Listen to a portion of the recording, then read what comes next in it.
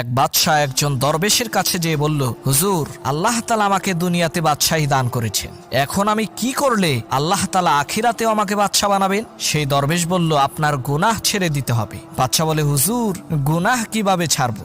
দরবেশ বলল, আপনি প্রত্যেক দিন 100 বার মৃত্যুর কথা স্মরণ করবেন। বাদশাহ বলল, ঠিক আছে। 1 মাস পর বাদশাহ আবার দরবেশের কাছে এসে বলল, হুজুর, আমি স্বর্ণের তৈরি তসবি দিয়ে প্রত্যেক দিন 100 বার মরণ মরণ তসবি জপি, তারপরও গুনাহ ছাড়তে পারছি না। দরবেশ বললেন, তোমার তো মৃত্যুর কথা স্মরণ করা একবারও হয়নি, তুমি তোমার বাদশাহী একদিনের জন্য আমাকে দাও, আমি তোমাকে শিখিয়ে দেব কিভাবে মৃত্যুর কথা স্মরণ করতে হয়। বাদশাহ বলল, ঠিক আছে। এবার দরবেশ ক্ষমতায় বসলেন, সিংহাসনে বসেই জল্লাদকে অর্ডার করলেন, বাদশাকে এই মুহূর্তে হত্যা করো। জল্লাদ দৌড়ে এসে বাদশার গলায় ছুরি ধরার সাথে সাথে বাদশা জ্ঞান হারালেন। জ্ঞান ফেরার পর দরবেশ তাকে বললেন, সবেমাত্র একবার মৃত্যুর কথা স্মরণ